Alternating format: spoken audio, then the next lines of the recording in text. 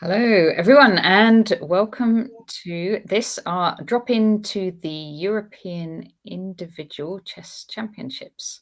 I'm here with Grandmaster Peter Wells. Hello, Peter. Hi, Natasha. Nice to be here.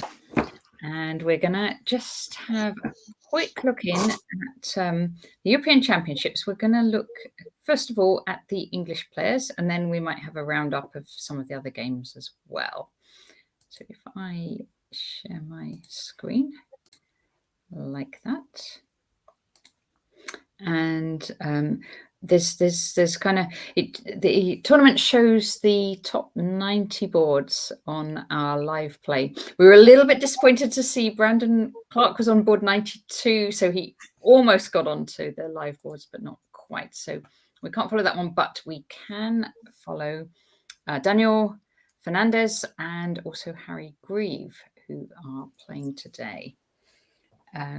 So Daniel, we saw is having an absolutely excellent tournament, and he got a draw today. So we're going to check in on that, go through the game in a little bit. But let's start with Harry Grieve because that game is still in progress.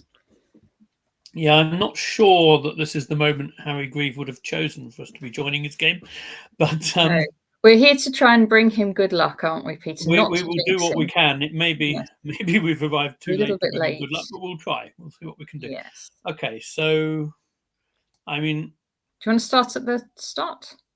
Yeah, let's start at the start. This we need to know how this position came about. It's not... Yeah. Okay, so Harry's playing white in this position, e4, e5. Do you know much about his opponent? I've played him. He's one of the longer than it should be list of people I got a close to winning position against, but didn't come away triumphant. He's been 2600 and something for many, many years, and I think briefly over 2700 as well. When I played him in the 1990s, he was already very strong, but quite young. I guess now he's one of those people I think of as young, but he's probably about, he could easily be 40 or something by now. Yes, I have no idea actually, but he's been there or thereabouts, and obviously he's very experienced at Olympiads and stuff for Poland. He's one of the leading Polish players for many years. Yes. Okay. Sort of some bits of sharp repertoire. I mean, he was playing back when I played him. He was playing King's Indian and stuff like that. And I think I may have played him twice actually. But somehow that game where I was winning and then lost sticks in my mind in a way that it shouldn't.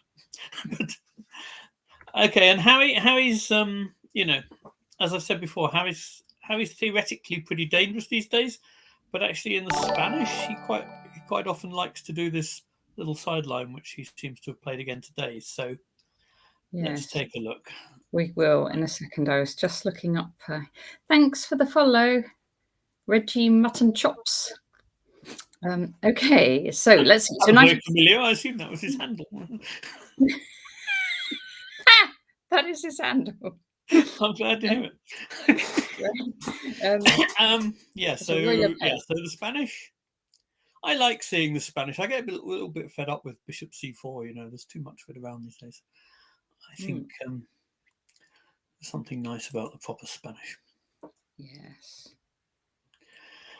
And nice. Okay, and now Harry plays this D4 move, opening the center, which the old books will have told you is sort of releasing the tension in the center too quickly. And when I've seen him do this before, I've been pretty sure that there must be ways for black to equalize reasonably efficiently. But it's interesting and it's unusual, and it's it's caught one or two players unaware that I can think of off the top of my head. The question is, how many times can you do it? And maybe it's possible that this is one too many. I don't know. Right, so he would have prepped for it, and black would have prepped for it. But I mean, Harry will know all the sort of nuances of it as well. Of course, one of the reasons to get this move in straight away is that the open Spanish castles knight takes e4 is becoming quite a lot more popular, and that's a lot of hard work. So white's kind of opening the position before black can play the open, I think. Yeah, Harry's going to like an active game. Having said that, I'm not quite sure what. Yeah, if black plays knight takes e4 there, I can't remember what white does. How he. Yeah, I assume there's some way to keep it independent from the open, but I can't remember what it is offhand. Yeah. because if white castled here, black could play, for example, b5, bishop b3, d5, and get back to a mainline open. So maybe among the virtues, I don't know whether avoiding the open is actually among the virtues of the system, but I kind of think if you like d4 for white, you're not going to dislike the open anyway. So anyway, black always seems to take on d4. Yeah, he has, and then castle b7. Kevin's pointing out that it's a bit like forcing it, but I just said just now I like seeing the Spanish rather than the Italian. So you mustn't tell me the bishop is better on c4. Not what I want to hear. Okay, bishop e7. Yeah, so this is kind of so this transposes to what would happen if white played castles on move 5 and then d4 only after bishop e7 if black was a closed Spanish player or a martial player or something like that. So this position seems to be reached in the majority of these games. Harry gets in this line. Right. And then e5. E5, and now black's knight, I think, needs to go to e4. One of the things about knight going to e4, of course, is that it's en route to c5 to hassle the Spanish bishop a little bit. And that's why that's a better route than going via d5, which could lead to all sorts of trouble. And yeah, so Harry takes off. Yep. Castles. Knight in onto f5. Yeah, I think that if I remember rightly, Harry had this wonderful game against Shreyas back in September. I think maybe it was the Mind Sports. It was something we commentated on. Right. And it was he managed to whip up this wonderful kingside attack when it looked quite unlikely. And I have a feeling that might have been black playing knight takes d4 and then kind of d5 and knight c5 like that. And black got the bishop pair, but white showed that somehow there was quite a lot of dynamic potential in the position. And I think when I wrote about that game, I said I thought the traditional way to do it was what black's doing here, to meet knight f5 with d5, I think. Is that what he did? He did. He went d5. Yeah. But what I remember writing was that white had other moves than knight f5. Which had become more popular. I kind of thought this thing with knight f5 was regarded as a bit innocuous. Okay. But of course, I'm not exactly up with the latest stuff. There's one funny line here which is worth mentioning, I think, which is if white takes on c6. Here? Yeah. I can't remember exactly the detail, whether this is the move order, but I think it is. B takes c6 and white takes on e7. And then the problem white has is that the e-pawn is a little bit weak. But the problem black might have is that his knight's a bit lacking in squares. And so I think white plays something like rook e1 here to meet queen takes e5 with f3. F3 here. Rook e1, I think, to meet queen e5 with f3, so to defend the e-pawn. Right. Kind of indirectly. And then I think black plays something like rook e8, with the idea that if white plays f3, black has the knight to d6 move, which is kind of cute.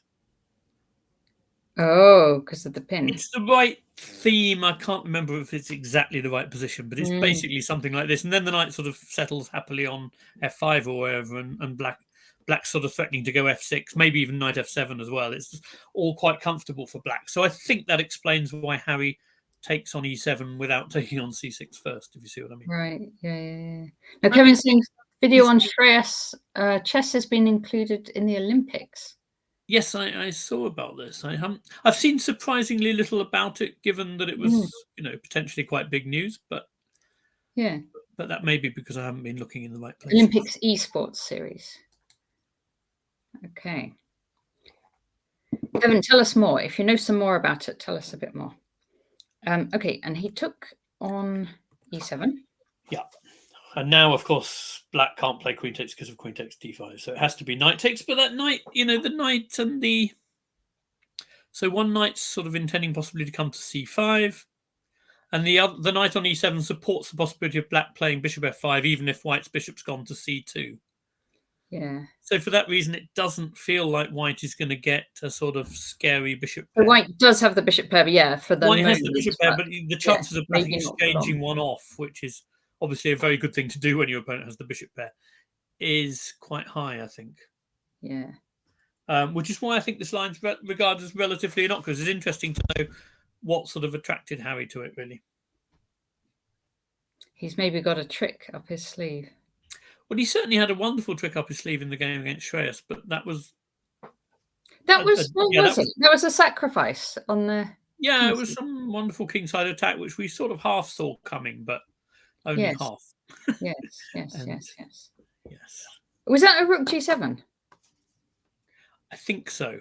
That's the right. I'm sure you're on the right game. It was rook takes g7, wasn't it? Yeah, and then it led to some position with kind of queen against dukes, which was just easily winning for white. I was looking at a Jonah Willow rook takes g7 the other day as well. That was really good. There's all these rook takes g7s happening. Exactly. You got to watch out for the g7 square. You've got to watch out. Yeah.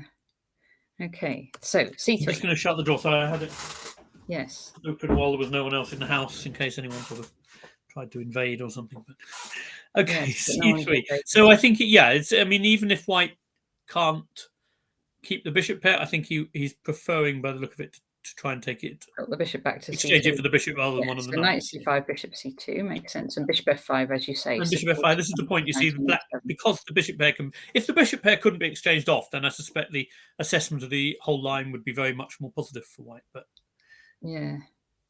Okay. As it is, I'm sure white's okay, but it just doesn't look that exciting to me because I kind of like the harmony of black's minor pieces. Yeah. Feels to me like they're all quite healthy. So Harry puts his knight here. So I guess if there is an exchange, he's going to take back with the knight. And I think he is, and I think the danger he runs is that if there isn't an exchange, he's got to show that knight has a proper route back into the game. That's the yeah, because it can't go to b5. It can't really go anywhere else. So, yeah, the only place it can go is back. Maybe they just exchange and put it there anyway. But yeah. Okay, so play queen. So queen d7. Yeah. And bishop b3. Trying to get this knight to move. b6. Well, that's interesting. I thought the knight was going to just drop to e6. Because that also feels quite harmonious. But it may well be that black would in general prefer to meet bishop takes f5 with queen takes rather than knight takes. Maybe the queen's just quite well placed on it. That's not clear to me. I mean, at the moment with the bishop on e3, it feels like knight takes would also be a pretty pleasant way to recapture. You feel that in order to make something, white would have to somehow get his. Can you move your queen or something? Stochastic chess is saying knight e6 g4. Oh, is that right? That's stochastic chess says yes. Okay, but if I took on c2 and played something like f5? f5 here. Maybe you can take on f6 and play f4, f5. I think if you can't, then I like, if you can't take that en passant, I would like my control of squares in that position. But if you can do this and play f4, then maybe. Pawn takes is very positional. It's too positional for me. Yeah, no, I think maybe this is the sort of thing white was looking for. That's possible. Yeah. In which case, b6 is probably quite... Okay, that's interesting. Thanks. Okay, so b6, I mean, yeah, the idea of taking back on f5 with the queen makes sense. And I think white never wants to give up the dark square bishop for that knight on c5 because partly, if you change on c5, you look at that knight on c3 and kind of on a3. I mean, I wonder where it's sort of that one's but the fact does have these doubled pawns. It's not because you could then swap. Couldn't you just say? Yeah, I'm a bit of a fan here of as well. Oh, okay. And yeah, I want to take the queen and hit the pawn and then sort of rook. I suspect that my file might be more handy than your double. Yeah. Then I don't think I need to worry too much about those double pawns. They claim some space. Yeah. I mean, yeah, it's okay. I mean, the imbalance of helps both sides are playing for an interesting game rather than a draw. So, yeah. But I think I'd be happy as black here. So I notice here that Harry up to this point has been playing very, very quickly. And then this move here, rook e1, he took 20 minutes on. So I guess he wasn't expecting this. It's highly likely that this could have been Radoslav's preparation and that Harry was banking on knight e6 g4 again. Yeah, I bet. It's not unusual for people to play at that great speed and then suddenly have a pause. And yeah, it's not, white White needs a different plan from what it's possible to do after knight e6, I suppose. Yeah. Okay. Yeah. So black then does. So rook e1. Okay. Rook e1. Yeah. Which defends this pawn. So yes. So yeah. So black does now drop this knight back. Oh well, one crucial difference, I suppose, is that if now Hi, G4 Rock takes Troll. Nice to see you. Haven't seen you for a little while. How are you doing? Rock Troll is. I only know his name now as Rock Troll. Friend of Amit, Tristan Cox. Yeah. Oh wow, who's the guy who's having a wonderful tournament? Oh, you bet! Wow, that's incredible. That's fantastic. Oh wow, Rock Troll. When I said you were having a wonderful tournament, that was before is it today. in this tournament? We can. Yeah. We'd be very happy to see your game, Rock Troll, if you want to. Yeah, no, that would be good. Yes. Yeah. So sorry, I think that one of the things about rook e1 is that if now white played g4, that line we were looking at before, which ended with f4, white wouldn't be able to go f4 anymore because the rook's now on e1 rather than f1, and I think that might be enough of a nuance to satisfy black. Yeah. Do you see what I mean? So if he went g4 takes f5, we no longer have e takes f6 and f4, and then I wonder, like that. I suspect white would struggle to justify the. Yeah. So we don't want to take on f6. Well, we may need to take anyway, but we just don't have the f4 follow-up. So after rook takes, so rather like black, who can't do this. Yeah, can double on the f file, maybe put a rook on g6. I just think black's pretty comfortable, and g4 starts to look like just a weakness rather than part of an attack, I suppose. Yeah. Yeah, this is presumably black's idea, and it's quite a clever idea, I guess. Yeah. How long would players spend on game prep? That varies so much, I think. I think it varies so much between sharp openings and quiet openings. If you're playing a quiet opening, I mean, you look at when we go to look at Daniel Fernandez's game later, the openings he's been playing in this tournament, my guess is he spent about half an hour at the most on game prep. But if you're playing a sharp theoretical line, you might spend hours. But I'm always reminded of Luke McShane's words, which are, if ever you have a choice between preparation and sleep is hardly ever a mistake. I suspect that's interesting. It's probably a very, very wise piece of advice. But yeah, some people clearly spend much too much time on prep. But I've been one of them on occasions, but not always. Yeah, I mean, if you're very organized and if you know your opponents in advance, you'd spend the time prepping, Yeah, you're very privileged if you ever play in the sort of tournaments where you know your opponents in advance. I mean, the stuff I play in these days, half the rounds you know your opponent about 15 or 20 minutes before, so you don't get the chance to get lost in preparation anyway. Spending 3 hours a day, but the opponent keeps deviating and playing something. Okay, but that's very interesting. Can I ask you that you're not getting the positions you looked at, but are you nonetheless feeling that those 3 hours work are worthwhile because they're sharpening you up before the game? Because I don't think it's always essential for it to get what you looked at. If it puts you in the right mood, then, and your results would suggest that it's putting you in the right mood, then it can be worthwhile anyway. If your prep doesn't go very well, then you're pleased if they don't go down it, right? Yeah, exactly. I think it's really, really important. I think 3 hours is a lot for many people, but if you play tons of tournaments, then I think if you kept doing 3 hours, then it may prove too much. But if you're playing less frequently than that, then yeah, why not go for it? And I've had tournaments where I prepared loads and it worked. I've also had things like the British last year where I prepared quite a lot and not a thing came up. So kind of, it's. Yeah. Yes, of course, 1 round a day is essential prerequisite to preparing that kind of amount. Otherwise, you would really do yourself in. And of course, the second round, you would never get that length of time to prepare anyway. So. Interesting. Okay, so yeah, no, let's speed up with this a bit, and then we'll get to. So Queen H5 feels a bit like, I don't know. Does this feel like Plan B for White slightly?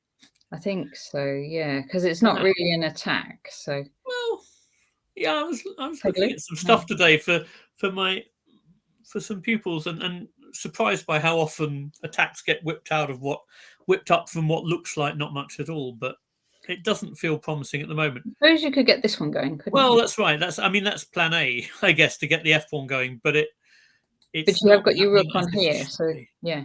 Yeah, it's got rook F1. A rook F to E1 obviously wasn't a great start for that plan, I guess.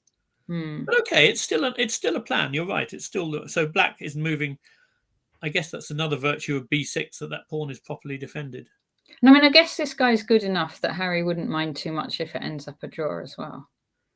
Yeah, I don't know. I mean, it's hard to say. My impression of Harry at things like the British was he could be very pragmatic about wanting to draw when he had black against very strong players, but with white he was trying to beat everybody. But yeah, of course, a draw with Wojtaszek is not a terrible result. Yeah. But on the whole, I think people are trying to win with white most of the time. Yeah. Bishop G5. There you go. So that's interesting. So I guess he wants to play the F4. If he's going for the F4 F5 plan, he wants to do it without that bishop. Okay, which kind of that it sort of makes sense because F4 blocks the bishop, but then you do have to watch out for this diagonal, don't you? I think the other thing is he's liberating a square for the knight. He's giving that E3 square to it's one of those logjam things where two pieces want the same good square. A bit like playing the Caro-Kann for black in the advanced variation. You always want two pieces on E7, and only one of them can use it. So it's it's not an unusual. But okay, white's not lacking in space here, but nonetheless, C2 and E3 is not massively harmonized as a. Yeah. No, I think black is okay. And queen takes, and rook into the center. Yeah. So black's got clearly an eye on trying to expand with the. Well, black's going to try and expand. Yeah, okay, but you push that pawn, you get a passed pawn, but it's isolated, so it needs to be done with care and kind of probably some preparation as well. I mean, if the knight on E7 is defended, then no, that's not right. I think. Sorry, I was about to say something stupid, so I'll stop that sentence. Stop in the middle. We'll guess. Yeah, I hope no one. 93. Okay, so what I just said about the IQP is no longer. Well, it is relevant because the knight on E7 hangs. But okay, I mean, there's nothing wrong with white's. I think actually exchanging off that bishop to create a square for the knight has improved the harmony of white's pieces. Yeah, H6, Queen G3, E6, B3. B3. So that could just be a matter of wanting to have a square for that knight in the event that black pushes D4. So if you have the C4 square guarded, then maybe you can put the knight there. And, then you're eyeing, I don't know whether you take first. I have time to think about that. But, knight C4, then you're eyeing up the D6 square and you have at least some perspective for that knight rather than getting kicked backwards. Yeah, that makes sense. Yeah, I think so. I think that's what he's about. D7 and then F4. Okay, it's coming. Yeah, and then D4. And D4, yeah. So now there's an added element that you want to reduce white's control of F5, so it makes sense at this point. But I assume we're going to see him put his knight on C4. That must be what B3 he took first and then put his knight on C4. Yeah, no, that's what I thought. Yeah. And then black put his knight on F5. Yeah, I mean, part of white's problem, I guess, is that black is defending white's the knight on F5 covers the outpost white would like to use on D6, so it's not going to be Queen H3. Now I suspect that if he gets time, white will go G4. I would expect that to be, because you want to kick that knight away, then there's a possibility of bringing your own knight to D6, that kind of thing. Yeah, okay. So and the knight can't go forward to E3 because the C4 knight covers that. So I suspect that's on white's agenda very much now. Yeah. So black went D3. Okay, then, I think G4 was very much on the agenda. And this says if you go G4, I put my knight on D4, and then you might regret going G4 because it's headed to sort of F3 and places like that. Maybe even E2. It's giving that knight a good route. So, okay. It's D1. From what looked rather a quiet position, they've generated some quite sharp stuff. I mean, It's true. Yeah. Yeah. My feeling is it's probably pleasanter for black to play, but this pawn's going to be annoying, isn't it? Yeah, and I don't know. I sort of assume black's going to kick white's knight with b5 at some point. But yeah. So rook d8 defending the pawn, and rook d2, rook d4. Okay, and now g4 comes in. Now g4. Okay. Okay. As we see, that's very logical because the the knight going to d4 was the issue. So once there's a rook there, at that moment you go g4. But so he didn't move his knight. Actually, he went queen g6. Queen g6. I think that had he had to move his knight, well, there's no good. The only square is e7. I think had he had to move the knight, he wouldn't have done it like this. He wouldn't have allowed g4. Yeah. Yeah. So king h1. Yep, you can use the threat, but and now knight. Now knight. Okay, so maybe not. But okay, the fact that f5 or something can be met by queen c6 check, that might be useful. Yeah. Oh, sorry, no. Actually, for the moment, f5 maybe black can take on g4 as well. I'm not sure, but okay, white is at least getting these guys moving. But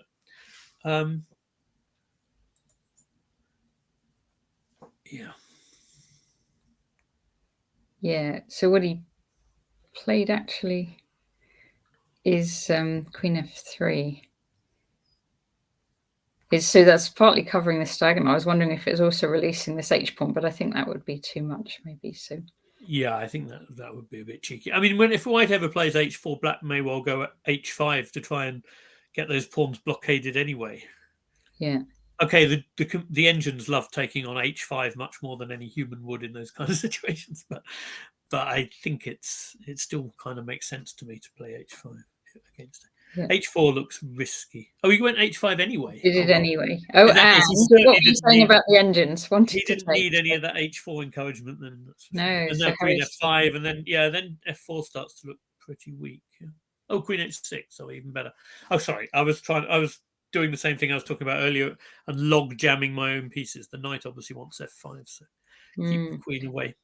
Kevin's thinking these pawns are rather overextended, and I think I do agree actually that it feels a little bit loose for whites. Yeah, I'm not crazy about white's position. I haven't yet entirely. I mean, for example, I think f4 is a bit weak, and the f5 square is beautiful for the knight again. Okay. We've gone a bit quickly for me to try and work out why. Oh, that looks like it runs into queen c6, but it did. It ran into queen c6. Okay. But is that actually quite a big problem? Because he's just dropped back. And now okay, so the idea is that if black takes on f4, white can exchange and take on d3. So that much is kind of covered. Yes, so we're not losing material. But this next move feels to me like I mean, it's the move you want to make if it works. It's just an excellent idea. So the tension on this diagonal for the moment isn't really helping black because rook takes f4 would lose the d pawn, but rook 8 d5 is probably just threatening to do things slightly more slowly and keeping the queens on. Keeping the queens on and probably threatening knight f5 because any tactics are going to be troublesome when white's queen is unprotected, I would think. Yes. Although after knight f5, black's queen's unprotected too, so it's not totally clear. I mean, I could imagine that b5 could be a threat because if the knight moves, then queen c1 check is an issue, right? If you can drive that knight away with b5, then it looks to me like queen c1 check. Sorry, there's rook d1 for the moment. But it all feels a little bit hanging together. Yeah. You might want the king. This white king may be safer a little bit further up the board, I'm just wondering. Yeah, but you can't really play king g2 because then knight f5 hits a fork as well as the rook. So yes, it's very difficult to know how to bring it in. Do it. Yeah. I mean, f5 sort of, it looks odd because, the queen is defending it and that is the only thing defending it, and that opens the way to a discovered check with the rook. So it kind of feels a bit. He's doing it. It's not really just an attack. It's to stop the knight coming in. Yes, I think so. But I mean, okay, for the moment, knight takes f5, queen takes, rook takes e5, the queen can drop back to f3. So that doesn't work for the moment. But it's not difficult to imagine sort of being able to tweak the position such that it does. Oh, hang on. So, because that queen's... So, yeah, so this was the knight takes. I think this is right. Then rook takes e5, and then white can just go queen f3 again. Yeah, and because this queen's defended, and that queen's on pre. Yeah, you can't do that. No, you can't do that. You can't. You can, but you lose your queen. Okay, so yeah, so I guess b5, because that feels like the horse feels like it's the thing that's, to the extent anything is holding white's position together, that's it. Okay, and Harry carries on actually with... Well, I think if he doesn't, I think if the knight moves, then it feels to me like something should be working. So let's see knight d6, for example. Knight d6, then... Well, I mean, one problem is perhaps just rook takes e5. Yeah. And then after queen takes c6, the knight comes to defend the rook, and that feels like an awful position for white, because black's pawn is... I mean, maybe black has even better than this. But no, sorry, after rook takes, knight takes, the knight on d6 is hit. And so something like knight f3 is already come. The knight's hardly got any squares. Yeah. This feels pretty dire for white. Feel dire, yeah. So I think that must be why he has to carry on with f6, which I suspect he wasn't desperately keen to do. I think, I mean, I'd need to see it more slowly, but it feels to me like black's played extremely well. Yeah, yeah. So black takes here. Yeah. Okay, and now white... We're very close to where we came in now, aren't we? Yeah, white didn't actually take on e7. Yes, because I guess c3 is too much to cope with. Yes. c3 and c2. It takes back, but this does hit the rook, so that's fine. It does. And this is where we came in, and I was worried that black would simply play rook takes e5 and transpose to what looks like a very winning ending. Yes, takes. Okay, so he takes on f7. So he does get to win the d-pawn. So it's not actually quite as bad as I thought it was, but I think it is pretty bad. So rook takes e7, because you don't want that thing hanging around there very long. No. And then... So hang on, this isn't so bad, is it? Well, it's better than I thought it was going to be. I'm trying to work out what I... So black does get that pawn. But so it's rook and 3 v rook and 3, but white's 3 are less good. Oh, white's 3 are a bit messed up, but... Yeah. No, I thought three of them. Really the best black could do. Can we just go back a sec to after f takes e7? Yeah, f takes e7 here. Oh no, sorry. Actually, maybe to when black played rook takes e5, was there nothing they could do to... Instead of rook takes e5? Yeah, so we got a rook attacked and we've got a knight attacked. So whatever we do is going to have to be clever. Yeah, but remember black already won a knight. We are a piece up. Yeah. So couldn't black just play queen takes c4? Okay, but you want to be... But once you take the knight... After f takes, you want to be very careful you can stop the pawn, otherwise... Yes. Your bravery be embarrassing, wouldn't it? That would be look, no, wait, let's try. So here... Oh, because you've always got... rook d1. Yeah. Okay, so you can't do that. As I wrote in my book, I am somebody who once missed a pawn. I missed the possibility of a pawn queening with check. So I'm wary of these guys these days. It's pretty hard to miss. You have to watch out for these pawns on the side. Yeah, so no, rook takes e5. It makes sense unless there's some... You kind of feel like... So what about rook takes... I'm sure he would have worked all these... I was going to say... Well, can I just check there's no crazy knight move? Is knight f5 a crazy knight move? Knight f5 looks like a crazy knight move, yeah. So the idea is that after c takes, I want to go queen c1 check. And then if you do your rook d1 thing, I'm taking on e3, but you're taking on f5, so maybe it is a crazy knight move. You can always... Oh, we can take on f5 first. Yeah, okay. No, if you take on f5 first, I'm going to try and win your... Can't I win your queen? I can't, can I? But I can do... I'm sure I can do embarrassing things. I would have thought the key thing is... so what if I drop my queen... d5. Oh, really? Back. You're going to try and threaten mate. That's crafty. Well, I'm going to... Oh, it doesn't threaten mate because the knight's defending it. No, but it does stop the knight taking the rook. But then I take the c pawn. I'm not. What about c takes d5? How is that C takes actually? d5, yes. Because after check, rook d1, queen takes e3, then you can take on f5, and that feels actually like you have some serious counterplay then. Perhaps. Whoa, this looks like crazy. This looks like something black shouldn't have allowed, because after rook takes d5, you can at least play queen c8 and queen back to f5 again. I'm pretty sure white's doing okay there. So maybe there was. I mean, it's possible there wasn't better than what black did. Yeah. In which case, Harry probably maybe navigated this quite well to get. And here, there's no other. There's nothing crazy here, is there? Instead of queen f3. Yeah, but I don't think so.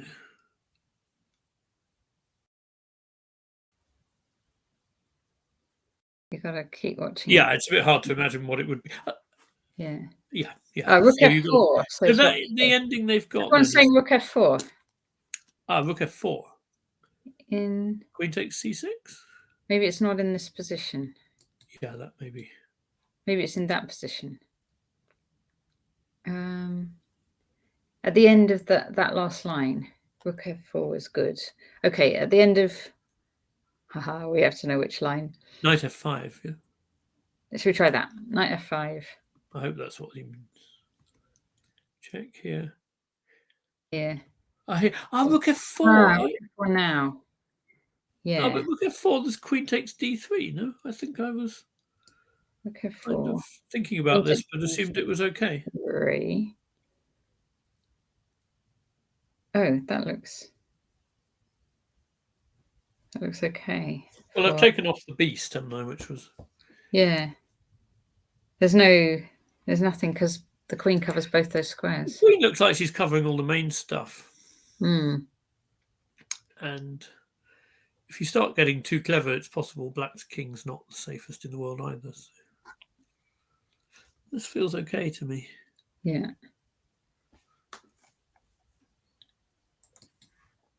Okay.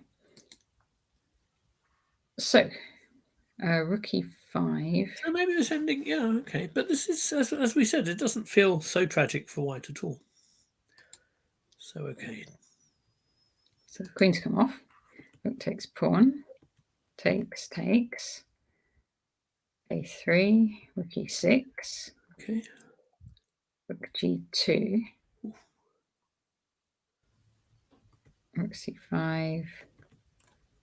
Rook here. Double attack. So here. Okay, so then he's forcing him to go into a single. Okay, so black could now take. Why rook takes, not king takes? Oh, maybe he.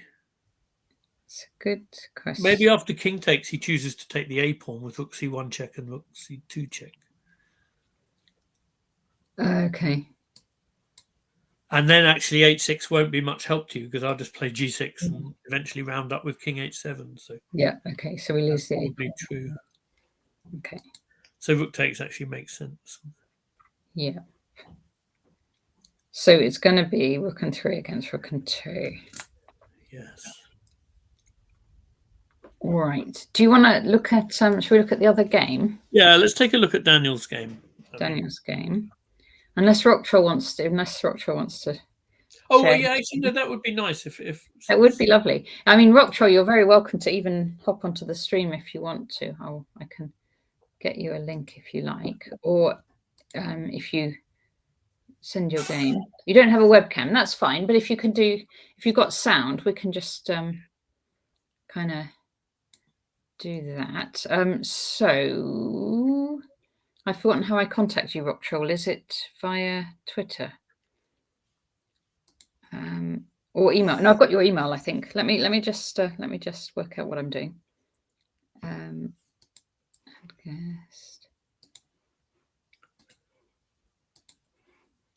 Keep talking, Peter, and I'll just work out. Yeah, I'm not quite. So he's on king h7. Okay.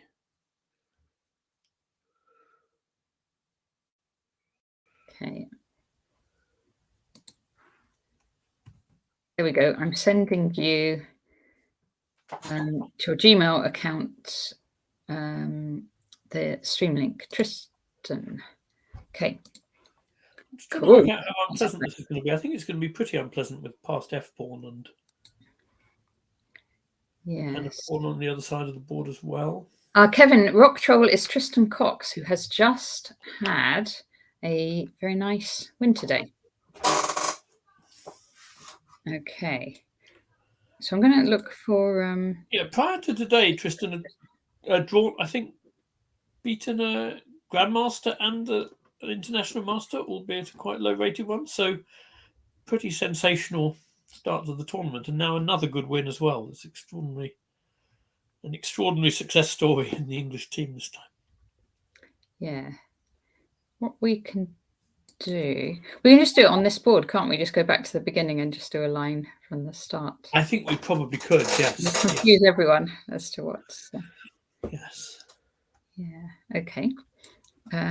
Fine. So this one you think's going to be hard because... I think it's going to be tough because it's... well, black will take the h-pawn at some point. I guess he wanted to do it in a way that he's not going to... I'm not quite sure, actually, what the benefit of king h7 over rook takes h5 was. I was trying to work that out, but I haven't really figured it. Hi, Tristan. How are you doing? Hey, can you hear me? Yes. Yep, we got you. Yeah. Oh, you vanished again. Wait a minute. We did hear you. We heard you for just a second, and then you went again. We're going to try and get you back. Kevin, I would have thought you want to ask him that question, but I would have thought he's justifying his participation rather easily. I would say strength of the opposition is usually part of it. Okay. Yeah. Okay. So what we're going to do, I think what we'll do is just go to the start of this game and then do it as a...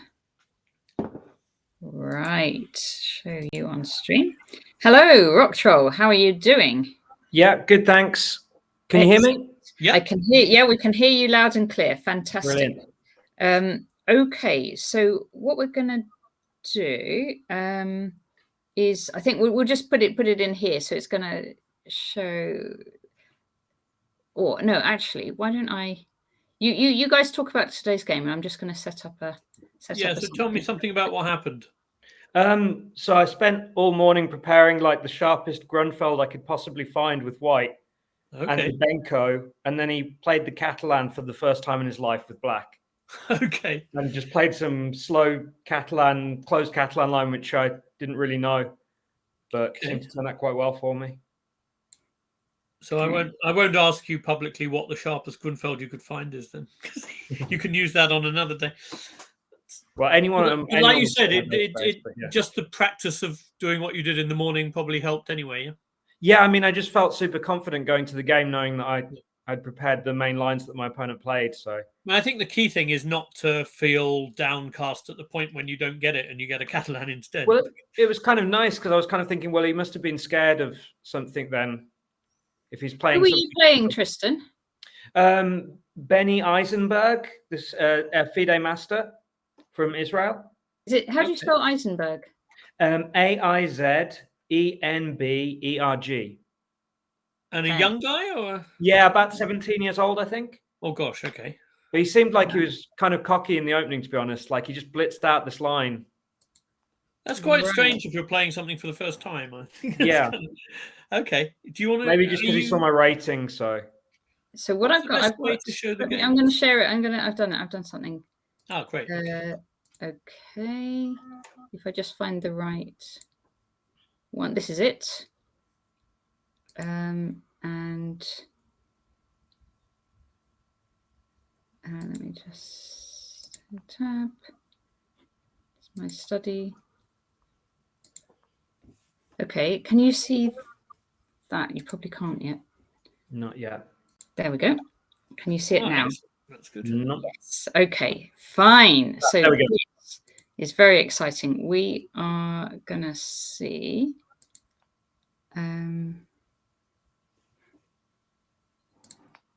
Sorry, let me just find it.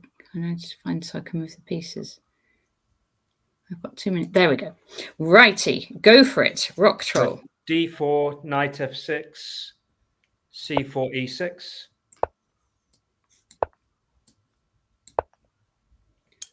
So is it true that so has he never even played 2e6 before?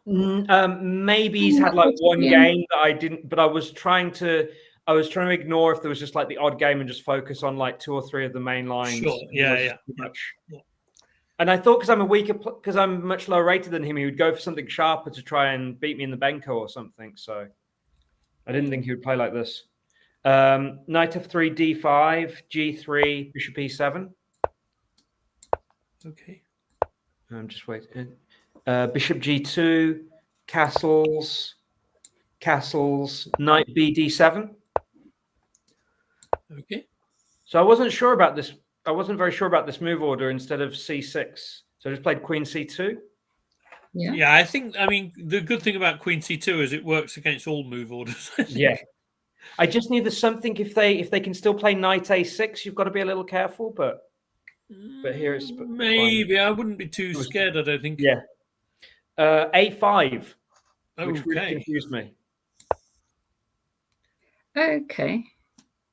I wasn't sure. I suppose one idea is to possibly meet b3 with a4 sometime. Sure. So I just played knight bd2. I thought, how bad can it be? Yeah, exactly. You're going for e4? Maybe. I wasn't sure yet. So you played c5. Ooh. Oh wow. Oh, that's really unaesthetic with the mixture of c5 and a5. Yeah, that's right. I thought about it briefly, but I thought, how good can it be after a5? Yeah.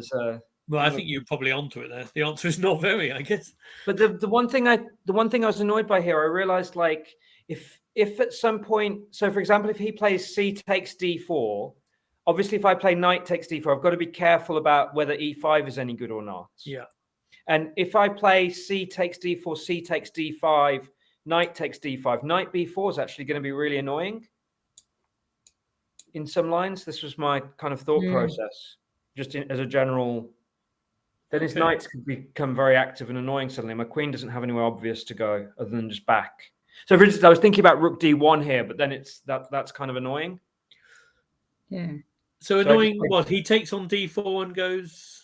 So I thought if rook d1, c takes d4 is kind of annoying. Okay. If you go knight takes, why is that? I was thinking maybe he can play e5 there. I would have thought as long as you can go knight f5, it's probably all right. Yeah, I wasn't sure because I was thinking I get the bishop here, but then I really wasn't sure how to evaluate that. No, true. Well, although if he plays d4, nice, you could that one. If he plays d4, you could take the bishop pair, or you could possibly use the knight on f5 to play e3. I suspect you're slightly better in either case. Sure. Yeah. Now I can see it over the board. I can see it could be. But I'm not totally sure rook d1's the right place. I mean, taking there's lots of interest. So I didn't play it in the end. Yeah. I just played b3. Okay. This looks okay as well, though. So I thought if he goes a4, I'm just going to go bishop b2, a3, bishop c3, and say, so what? That's very rude. So you didn't play right. a4, though. You probably don't actually say it. Yeah. Yeah. It is a so what moment, I think. So he played b6. And after b6, I thought e4 is actually maybe a mistake because then bishop b7, and if e5, then I've kind of got this close Catalan, but where he's breaking everything up in the middle quite quickly, right? Yeah, I mean, I think where would he go? 98. Yeah. And I wasn't sure I think if you take on, if you take on d5, you can go bishop takes. Yeah. Which is maybe a bit annoying. Yeah. Yeah, if you can make him play e takes, it's kind of okay because you still have the f5 square and everything. But if he's playing bishop takes, it does look. This is more harmonious than he deserved from his opening. That's for sure. Yeah, sure. So I just. Although, by the way, knight e4 to g5 might not be silly here. You know, some attack. So I just decided to keep it solid and play bishop b2 instead of e4. No, that's what I'm mentioning is not solid. That's for sure. But this here must be nice for white, surely. Yeah, I think it's okay.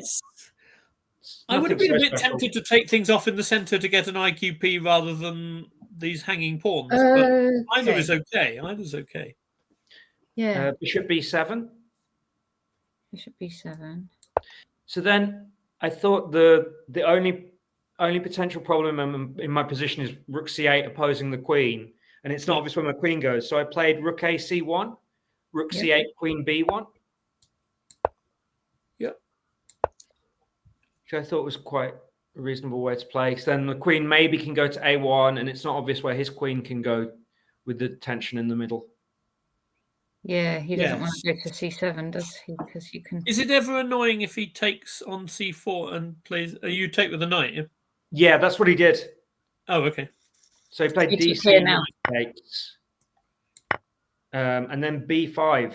Yeah, that's what I was going to ask about, because it feels like he's patching up a square that I wasn't sure he should have even been allowed to patch up. I really didn't like his move order in the opening. I feel like. Yeah, I'm sure there must have been something more accurate for me. But on the other hand, your position's still obviously fine. So. Yeah. So you go into E5 now like that. Yeah, and then he really surprised me. He took on E5, which I thought was. I thought he was going to take on D4, to be honest. But taking on E5 is kind of critical, I guess. Because, well, he's forced. Are you taking with the pawn? Yeah. Yeah. Yeah, he's kind of. Yeah, it depends how you evaluate this. Oh, this is like the tricks I used to have as a little girl when I did these sort of knight G5 things. And yeah. So there's a knight G5 idea that comes up in a bit. Yeah. But I thought this was. I didn't think it could be worse for me, and I thought it's kind of could be tricky for him. So knight D5. Yes. But I guess he's sort of thinking that if he can play a well-timed, maybe something like Queen B6 and then a well-timed C4, he has some. Yeah, sure. That's the Rook FD1. Yep. Queen B6. H4. I thought it was worth checking in, and I was expecting H6, to be honest. Yeah, that would have been respectful, wouldn't it? I played Rook FD8, and then I played Knight G5. Okay, nice. Threatening H7. So takes. So I thought long term this might be quite nice for me if I can play the Bishop E4, King G2.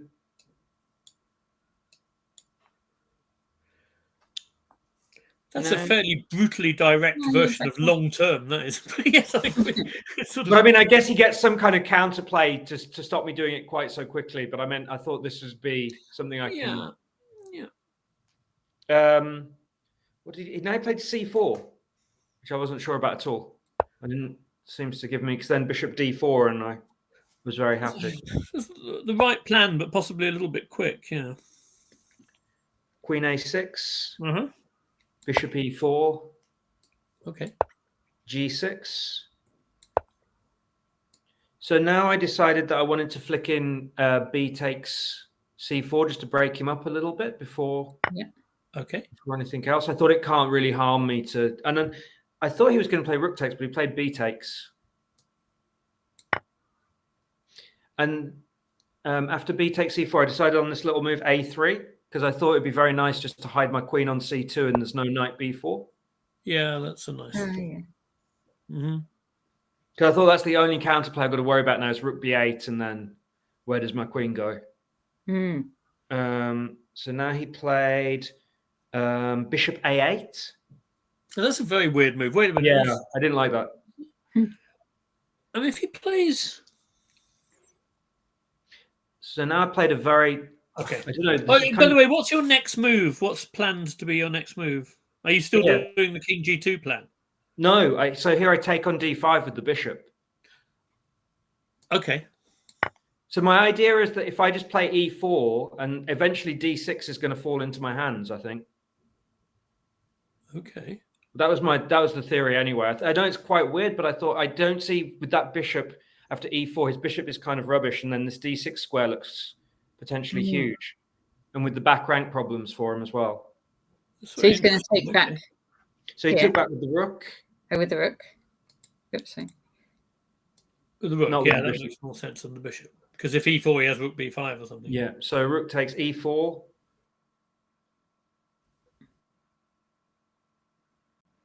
I played E4 here. Yep. Rook B5. Yeah, having said that, okay, yep. Queen C2. So I thought this is quite difficult for him because he's really got to watch out with the back rank. If I get so he went Rook B3. I don't know what he did. I don't know what he's meant to do. I guess he's trying to stop you going f3 because that solidifies the e4 pawn even more. It feels like something worth preventing if he can.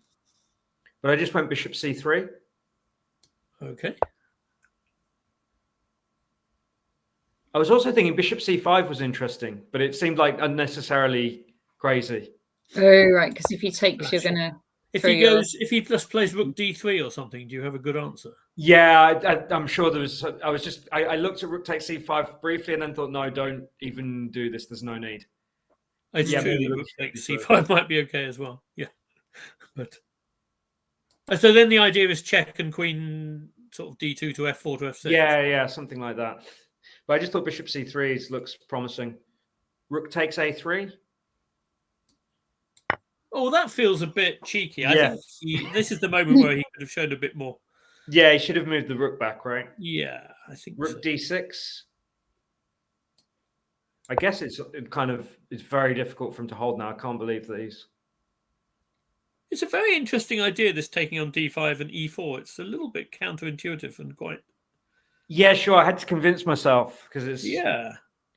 But the more I looked at it, the more I thought if I do just get a rook in on d6 and dominate the d file, then... So what happens now if he goes queen b7? I guess, is that what he did? Yeah, he went queen b7 and then I went f3. Yeah, because now he's threatening rook takes and queen e4, yeah? Yeah.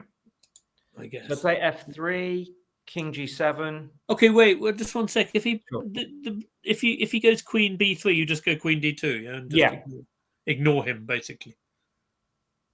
Yeah, okay. That's good. Queen d2, king g7, queen d2. Yeah. So rook basically, you're doing the same plan you had before, just without having given away your bishop.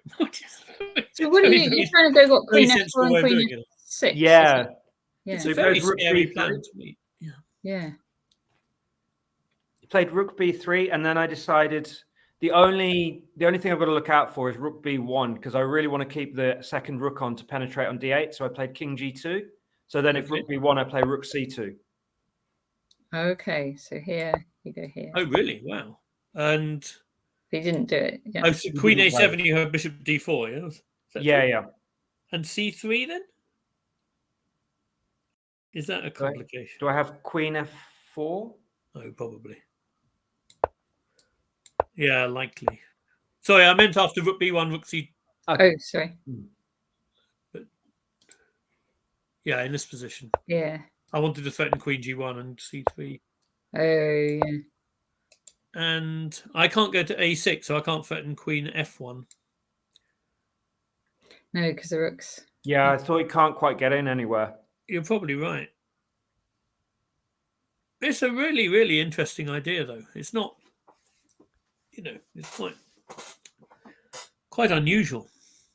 So queen b7, how bad is what you're doing to him here? Are you actually finishing him off with some bishop? Yeah, so he went after f3, king g7, queen d2, rook b3, king g2. He played a4, which was... Oh, that's very casual. Yeah. It's like he doesn't realize you have some threats. It's kind of strange. Rook d7. Oh, okay. Which might have been a mistake. I don't know why he didn't play rook c7. I thought because I just had a moment where I hallucinated because I just realized rook d8, rook c8. Yeah, and it's repeating. But he didn't play rook c7. I'd like to think it's not because he thinks he's still playing for the win. That would be impressive. So rook d8, rook c8. Can you just go? And I guess I just have to move I just have to play something here. I'm not sure. Yeah, maybe. Yeah. Oh, yeah. That's good enough, isn't it? Queen f4. Queen f4 takes. You take. Yeah. You go here. Back to f6 and then rook d1. But then, and then you do this stuff, and then you've got your f6 and rook d1. That works beautifully. Yeah. Like I wish I could say I'd seen that. Since you're on air, I should just say you did. I mean, yeah, we'll believe you. So after rook d7, he played queen c6. Right. Wait, I'm just going to promote it. He didn't play rook c7. Yeah. No. So he went queen c6. Okay. Then I played rook d1. Yep, as you would. This looks really nice for you now, doesn't Yeah, it? A3. Because you've got this kind of wall across the middle of the board, so there's Yeah. nothing he can do against your plan to bring these pieces in this side. Yeah, I don't see any defense now. No, I'm sure I'll be very surprised. Hi, Tamrindo. Queen F4. Yep. Rook F8.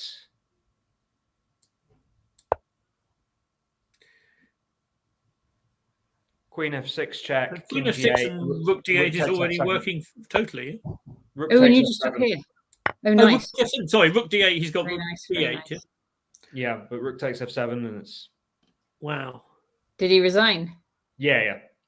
He doesn't have a lot of Fantastic choice. game, Tristan. That's really Thank you. nice. That's terrific. And what does that mean? Who do you have to play tomorrow? I guess You- another IM. I'll be playing someone over IM. 2400, I guess. Oh, wow. I would have thought on 3 out of 5 you could get somebody quite a lot stronger than that. Quite possibly. Yeah, I'm not sure. It's weird with how I fall in the table because my rating's so Yeah. low. So we'll see. European Championships are always weird with those pairings. It's very. I mean, you look at what sort of tournaments people have, and some people look like they're doing well, and you look and they've played all weaker players, and then there's other people who've played everyone very strong.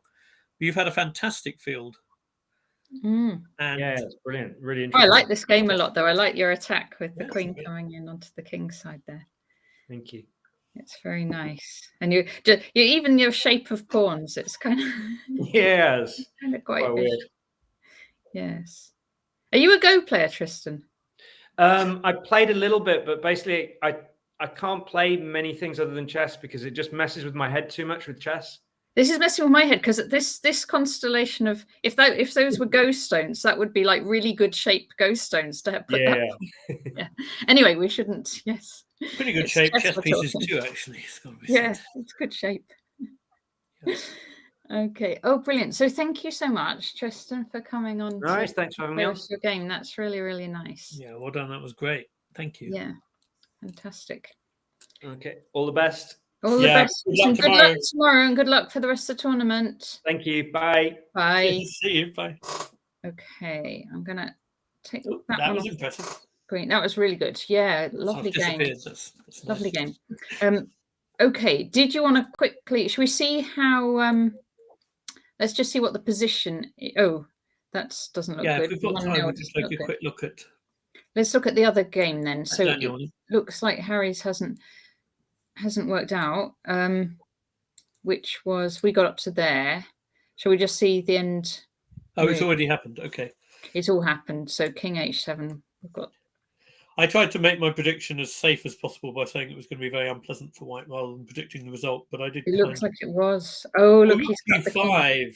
Yeah, Wow. It's a clever move, and he's cut the king off. Excellent. Now he's just going to bring his That's own. quite king classy, isn't it? Okay. Yeah. And now there's another one to worry about. Oops. Yeah. Okay, so he managed to get two. Well, if it's a pawn ending, then yeah. Pawn ending. Yeah. Okay, so that was that. Unlucky Harry Grave. Let's have a look, though. We know the result of Daniel Fernandez. Let's just have it on the correct round, which was that he got a draw against a very Board 27, I think. strong player, board 27. Yeah. Thank you, Kovalev. Okay, and we are black against Kovalev. Can I flip this board? I think I probably can. Is it like that? Flip board. Yes.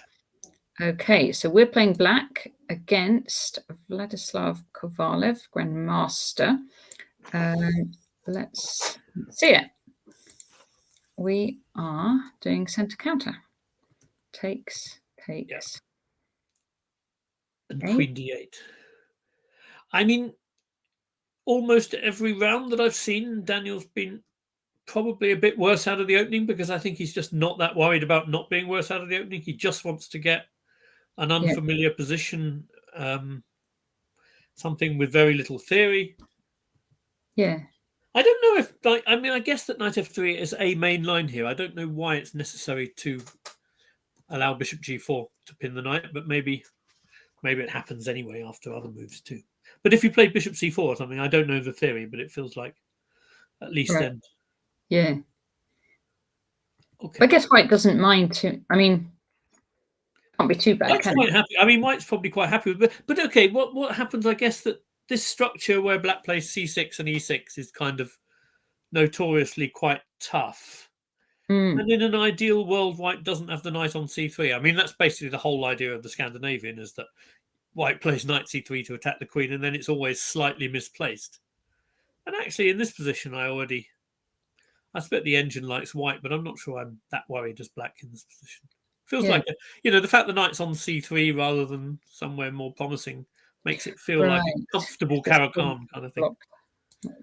Yeah, you don't want to be blocking your c pawn, and you want there's not, there's no immediate breakthroughs and stuff. Okay, there's more g4, g5s that the engine likes that we used not to be scared about, but in general, yeah, I could imagine playing this with black actually. So bishop t3. And as you think of all the theory he has avoided by doing this, it's not such a terrible position to have at the end of it. No, yeah. So castles g6 here. Takes. Still feels okay. He's got rid of the. Okay, that's the thing. In order to liberate the c pawn, he's now had to exchange another pair of pieces, and I kind of think Kevin's asked an interesting question. Which is the better one? Yeah. Do you have a preference? I'm not a huge fan of Queen d6. That's the TBF. Hard to believe that Queen d8 is the best move, but it's possible. I always assumed Queen a5 was probably the toughest, but it may well be that,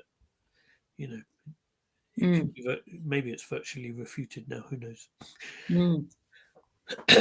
I was listening to something the other day where one of the AI experts was telling us that like all bar a handful of openings are essentially refuted in games between top engines now, because when you say refuted, at level of accuracy, there are only a few playable openings, and if that's true, it's already a bit sad. Really. But quite most of it's a draw, isn't it? No, I think it was saying that there are only a handful of playable defenses for black. I mean, most things are a draw. It's pretty clear chess is a draw with best play, but it was saying that, if you're playing the Sicilian, only the Najdorf and the Taimanov are playable between top engines or something. It seems extraordinary to me, but I think this position is playable between humans, that's for sure. Yeah. Oh, he's exchanged another pair of pieces to get this sort of pure bishop pair thing. And okay, White needs to show something because there are no easy pawn breaks. There isn't like weaknesses in black's position at all. No great weaknesses. White, of course, has fatally weakened d4, but I think he'll get away with it. Yeah, bishop g5. Okay, g5. So Daniel gets a bit more space there on the king side. Knight takes. It's nice. You play the opening like you don't care about the bishop pair, but then you go g5, proving that you did really. d7, f4. I mean, in a way, it's interesting what he's just done, because it probably was the right thing to do, but it sort of has created some weaknesses. So White's got a bit more to aim at now, hasn't it? It's true. Yeah. I was saying before black had no weaknesses, but actually that's no longer the case. Although d4, actually, when I said fatally weakened d4, I was pretty much tongue-in-cheek, but now it is actually quite a... You were joking, but now, look... I was kind of joking, but I'm not joking about it so much anymore. Rook d8. There it is. It's being targeted. It is. King h1. c5 is heavily targeting that pawn. Oh, so now you can go d5, but then black's gone from a sort of white square strategy to a dark square strategy, trying to sort of show that the bishop is either taking the b pawn or landing on d4 or something. It's an interesting mix of ideas, actually. Okay. Takes, and d5. Yeah, that's what I would have been worried about. So I was looking at things with bishop b2, but he's not doing that at all. That would be very brave. Yeah. Come on, really? I would be terrified to take that pawn. Okay. But maybe it's... Yeah. He's gone f5. Wow. Which also looks brave to me. Yeah, okay, it sort of looked to me after takes on g5 and d5 like black needed to start being quite accurate in order to be equalizing here. But of course, if f5 works, if queen takes e6, if he can take and then he did it. Takes, d takes. Takes d1 and f4. So I don't know, something like that. And actually rook e8. Rook e8 first. Yeah, f4 might be a bit risky. Might be immediately Rook d5. Okay, attacking across the rank. Then f4. Yeah. Bishop f2. And, oh, interesting move by Daniel. He just defends. Oh, wow. He's not going to... So I guess the argument for black here is that if you play b6, that bishop on f2 suddenly becomes quite a weak piece with very few squares. So the idea for black must be something involving taking on e6 and then playing rook e2 and targeting the weakness of that bishop. So he's not afraid to give up this... well, I think he'd rather not give up that pawn, but he didn't have the choice to keep both. So he's keeping the one which restricts the bishop and giving away the pawn, which, okay, it gives the bishop an h4 square, but I don't think that's terrifying for black. That's a really interesting way That's clever by Daniel. Yeah, b4. Yeah, so what white obviously didn't like the look of the position where that bishop is relatively weak. Yeah, and if that b pawn gets taken, then black's queenside looks quite solid, and then there's does not the really... bishop not? Does the b pawn not get taken? Takes here, yes, and I can't see how else you can do it than that. But okay, now rook e6. There's bishop d4, which. So he goes king g7 and getting out of the pin. I think he needs that. The pawn ending. Well, no, you would need to check the pawn ending, but you can play bishop d4, rook e7, and then, well, start centralizing your king and stuff. I don't know. No, the pawn ending could be dangerous. Black's got those three on the queen side. That would need some calculation. But king h7 is very, very sensible. Yeah, and one can't actually defend this e pawn. There's still a hint that if white doesn't play something like c5, then the bishop could become weak. Rook takes e6, still threatening rook e2, and well, then actually the a pawn is going and the b pawn's a runner. So it's all quite scary. Black could be doing quite well. So c5 is probably quite a pragmatic decision. Takes. And takes. And so we're rook bishop and 3 against rook bishop and 3. So rook b5, black. Yeah, I think a lot of stuff's going to come off now because black's defending b4 with a view to going rook e2 again, I think. And he plays rook takes. Oh, really? Okay, I was half expecting. I was thinking bishop takes, kind of, but maybe there's check. I don't know. Yeah, it's check and just rook e2, perhaps. Yeah, perhaps. I mean, basically, black's very active, and he's done a very good job of bringing life into his position after rook e2. It's going to be fine, isn't it? Bishop c5, rook a2 takes. So if rook b2, then bishop c5, but bishop d4. So bishop d4 is threatening mate. It's threatening rook a1, bishop g1, f2 to g3. So yeah. That is a nice mating pattern. For king h5, and at this point, so black's got a very active king here. At this point, they agreed to draw. So it was nice for Daniel. Nice, Daniel did a great job of keeping active, basically. Keeping it as kind of chess and not all prep, I think. Well, I mean, I have mixed feelings about the way he does that in general. I think sometimes he overdoes that. I mean, he was in serious danger of losing his last white game that I saw. So now Kevin's saying, will Daniel play this line again? The queen d8 Scandinavian. He may. I don't know how often he does that, but I would have thought he's as likely to wheel out something completely different as he is to wheel out another Scandinavian. I mean, I think I would expect him. I think he's more likely to deviate on move 1 than do move 2. In other words, I think he has a reasonable repertoire of unlikely first moves to draw on. Yeah. All right. So I'm going to wind up here. There was just a quick hop into the European Championships. Has been very nice. Big thank you to Rock Troll for popping on the stream to show off his game. It was a fantastic game as well. Really enjoyed seeing that. And congratulations, Daniel, for that the draw there. Really nice. And hard luck, Harry Grieve, but good luck to all the English players. Do we know if Brandon managed to? You could have a quick look at chess results. Chess results are going down this evening, but not yet, I think. Yeah. Okay. I haven't prepared for this moment. Yeah. But anyway, so thank you, Peter, for joining me. And great pleasure. Thanks. Enjoyed it. Thank you, everyone, very much for watching. Good luck to all the English players tomorrow. Indeed, yeah. Thanks, everyone. Thanks for watching.